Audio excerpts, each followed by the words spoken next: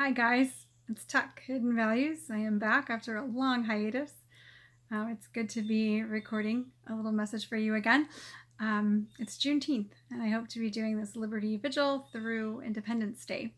So I hope you will join me. I'm hoping to be able to record daily, so feel free to check back. If you enjoy videos, feel free to like and subscribe. Also, you can hit the little bell and you'll get notified when there's a new video.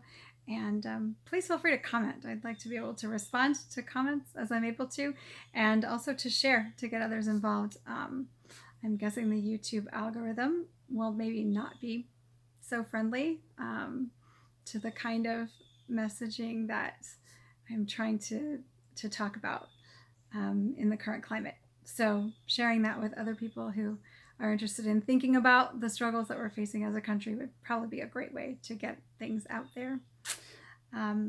I am planning to return to the Attachment and Society video series, although this is more pressing. So I'm going to move on with this, and then we'll come back to that once it seems like the right timing to do that. I started my morning here on Juneteenth. Happy Juneteenth, or safe Juneteenth. I'm not sure what the right greeting is. This year it seems like safe Juneteenth is probably best. So yeah, I started my morning with a Vox video on Juneteenth. It was really cool. It was really artistic and really, really great. I would suggest that you all go out and look at it. It was really excellent. I liked it. It's very well assembled, and I think it was an honest, good faith effort to understand our current struggles through the lens of historical slavery in this country. That said, I think it also falls prey to certain errors that are common to a lot of folks that are trying to engage in this ongoing debate we're having about racism and violence in America. To be fair to Vox, I think that many other voices in the public square are a lot more egregious in terms of these kind of thinking errors. And part of the reason I'm addressing the Vox piece specifically is because I think that overall it's of higher quality and it's worth the time to engage with. And most things are not, honestly. Also, to be frank, the errors that I'm raising are in many cases very intentional strategies for messaging. They're not honest errors. And they tend not to be the product of oversight in a lot of cases. With Vox, I don't know. I don't know anything about them, really. I don't have any idea who wrote or narrated the piece, and I can't possibly know what their motives are. It doesn't really matter. From my perspective, we need to see clearly what errors we're encountering so that we can respond well, both for our own integrity and also because we're more effective in speaking with people and being in dialogue with them if we're responding well. So 5 errors that I saw in this video in thinking and in reasoning, and that we need to watch out for in ourselves as well as in the people that we're talking with. The first one is the error of painting with a broad brush. The corrective for that, of course, is to draw clearer distinctions. Once the first part of the video is pretty much concluded, which is kind of a history up to the civil rights movement, the narrator goes in and discusses the fact that despite Blacks' cultural advances since the civil rights movement, he says there's been one constant: the presence of random racist violence, which is clearly true. That's the kernel of truth that we should not be overlooking or looking past or denying. It can be the tendency if the people that we perceive to be overplaying their extremist hand, we can tend to return fire, and that's a really bad idea to respond in kind to that. It's really important to keep our wits about us and recognize that there is really an authentic argument there at the core of a lot of what has gotten really out of hand. Then he goes into the list, right? The video goes into a list, and it's an authentic list of grief of all of the folks who have been lost from the Black community over the years. And it's not all of them, clearly, but it's a goodly list. It's a dozen people probably. And I noticed in it kind of some of the most common names: Michael Brown, Freddie Gray, Trayvon Martin, Ahmaud Arbery, Breonna Taylor, and George Floyd, of course. And every one of those cases is tragic, and every death is such a loss to their families, to the communities they live in, and to the whole human race, that it was very poignant. The images were of them both during their lives and of the memorials showing their deaths were very difficult to watch. It's also true that every single case is different. They're random to different degrees and in different ways, right? Every perpetrator and victim is different. The racial equation and the racism equation is not the same in each case. And every story and backstory is different.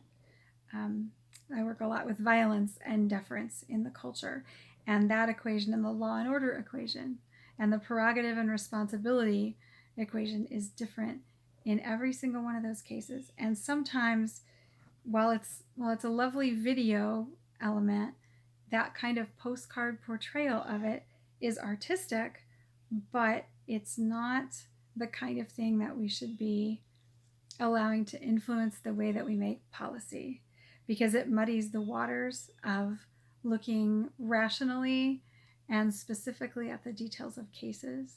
A few days ago, I think it was last week actually, Tucker Carlson went through and he looked at some of the cases of the last year in which people had been killed, and he looked at the specifics of that, and that's a much better approach to considering this when it comes to assessing the need for policy changes. The second error that we can fall into is to believe that the map is the territory, right? The map is not the territory, largely because we all live in the same territory and we all have different maps. The corrective for that is for us to see another map, somebody else's map. To their credit, the way that Vox wrote the copy was for the narrator to say, what I see in George Floyd's murder. He didn't say, this is the reality.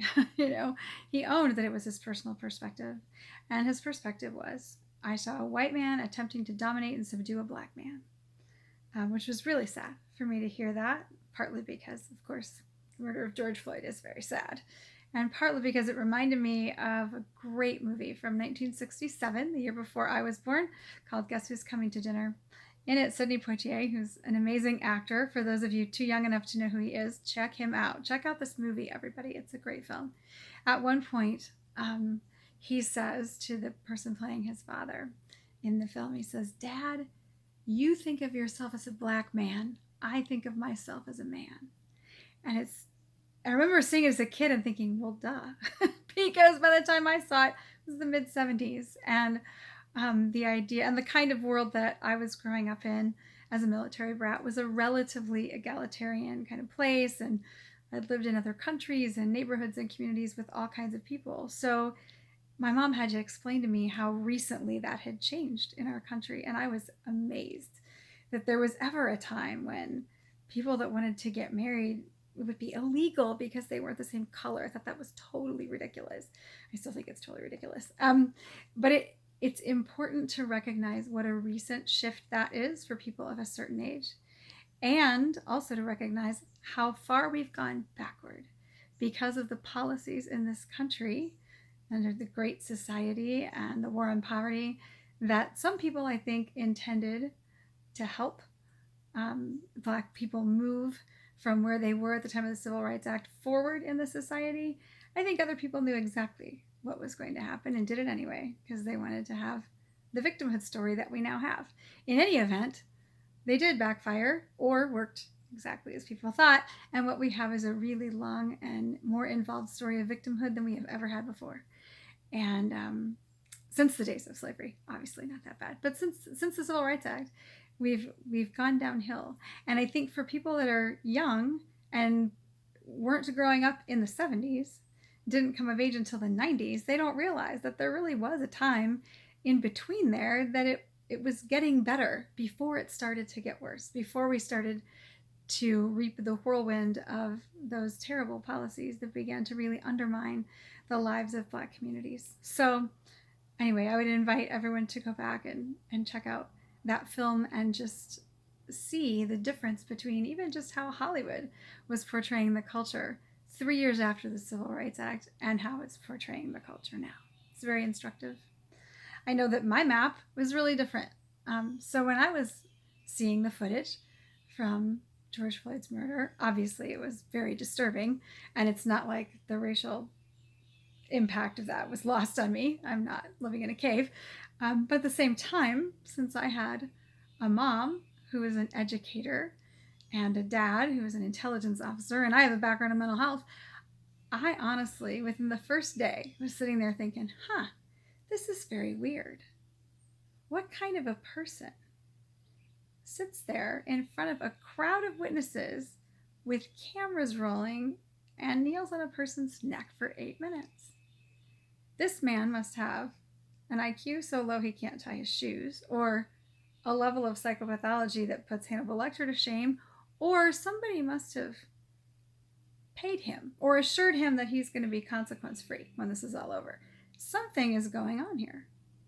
There's more to this than meets the eye. I still believe that. I don't know what it is, but this is not a normal situation. This is not just some horrible racist dude doing something crazy. I just don't believe it. So that's what my map tells me. And I may be right or wrong about any of those things, but the fact is, while the whole world sits and screams, racist, racist, racist, it makes me wonder what else a lot of people can be getting by with in a world full of corruption while we're all distracted by the big boogeyman of racism everywhere and around every corner that I really don't think most people think is the case. Most Black people, most white people don't really believe that that's true. It seems that it's a relatively small number of very vocal people that see the world in this way. And I think the rest of us are wondering what we're supposed to be looking away from so that we can be looking at the riots and the screaming and the burning and the carrying on and the defunding the police and all of this stuff.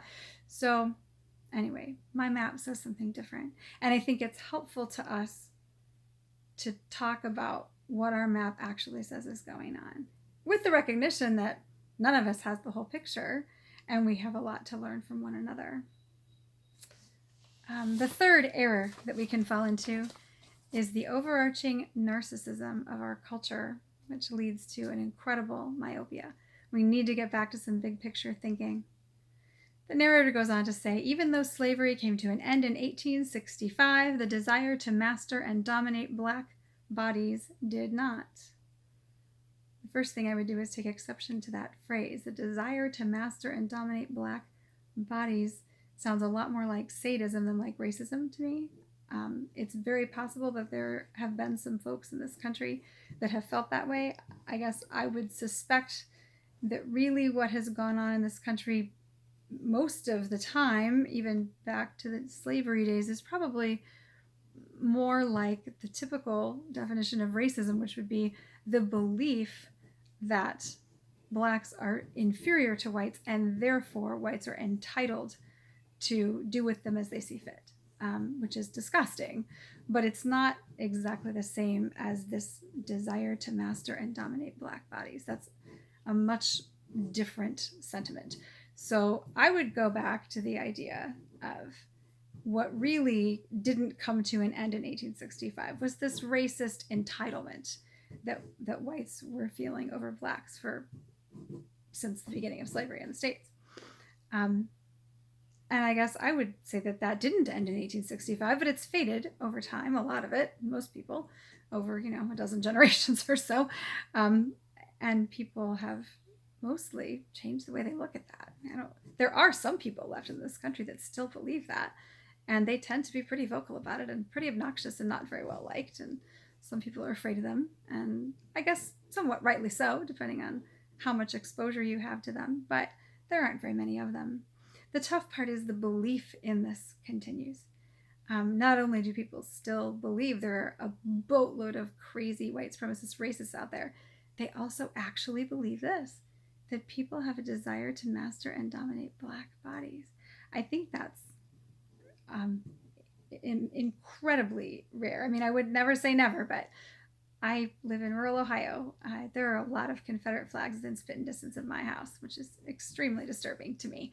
But I have never met anyone that I would suspect of having a desire to master and dominate Black bodies. There are people who think Blacks are inferior. There are a lot of people who make insensitive comments because they're suspicious and fearful of things they haven't been exposed to. That's mostly what I encounter. When I encounter it at all, most people are actually just friendly and nice to people of other colors and races, which I know because I have multiracial people in my family. And so mostly there's not difficulty with that. But when I do encounter what I would consider racism, it's usually in a pretty benign form as far as physical danger is concerned. So this idea that there is something incredibly, wildly malevolent, I think is way overblown. And I think the fact that we focus on it so much and obsess about it is a little narcissistic. I gotta be honest with you. However, it's a little bit understandable too that we do it because these same people, these allies, white and black, who have political and financial interests in maintaining that narrative and continuing to use people who are scared and sad and vulnerable and financially vulnerable and desperate to be protected, are in a position to need what those people have to offer, those politicians have to offer. And it's a very scary situation. I think that the rest of us need to recognize the vulnerability that keeps people believing the lies that they are told. They're not necessarily just out to make trouble or be difficult. I think for a lot of people, they authentically do not know where to turn. To have people that understand their fear and a lot of unresolved anxiety that's historical and it's in their families and their communities, and yet they're obviously not being offered promising solutions by the people that claim to care about them. It's a really difficult position to be in, and I think we need to open up dialogue so that we can find a path forward that honors their experience but also recognizes that the path out is not the path that they think it is. The fourth difficulty is conflating a bunch of different stuff into a collage. Again, it makes a really beautiful art project, kind of, but art projects are not the best place to build policy from. The next thing the narrator discusses in the Vox video is these are the kinds of stark realities that are highlighted during Juneteenth. And I think that's a mixed bag.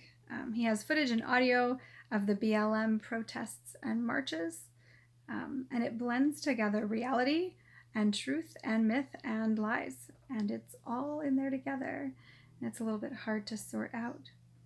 So there is an objective reality. I don't think the footage is faked. There's a lot of pictures, and there's definitely a lot of truth in it. There's a lot of people that feel very strongly, and their feelings are legit, and their experiences are real. There's also a sense, not specifically in the video, but in this kind of expression, that there's a mythic quality to statements like, I can't breathe, right? That's a real thing that happened in history, but it also has this metaphorical quality, right? People don't have air. They can't get air. They can't get space. They can't get peace. They don't have access to what they need. And that's completely legit. And they really feel that way. And it's important to honor what that feels like because it really has mythic potential. And we are seeing that at the root of a lot of the violence that's affecting us.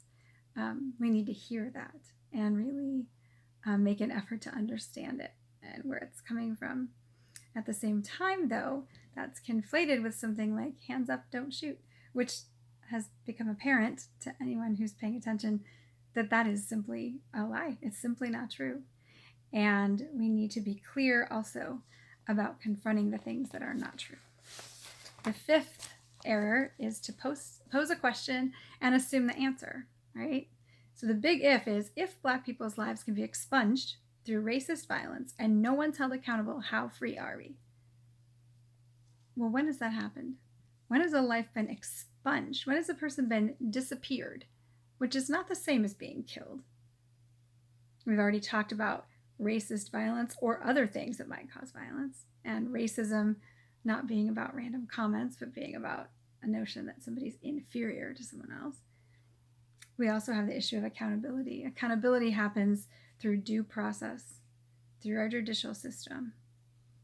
We have to have the lack of corruption for accountability and due process to have happened. Assuming that corruption has not been part of things, has the person been held accountable? Answer those questions. Don't just assume the answers to them. How free are we? Our freedom has to be considered in comparison to other real people, not to the utopian vision in our head. Thanks for listening, and I will see you again tomorrow. Bye. Safe Juneteenth.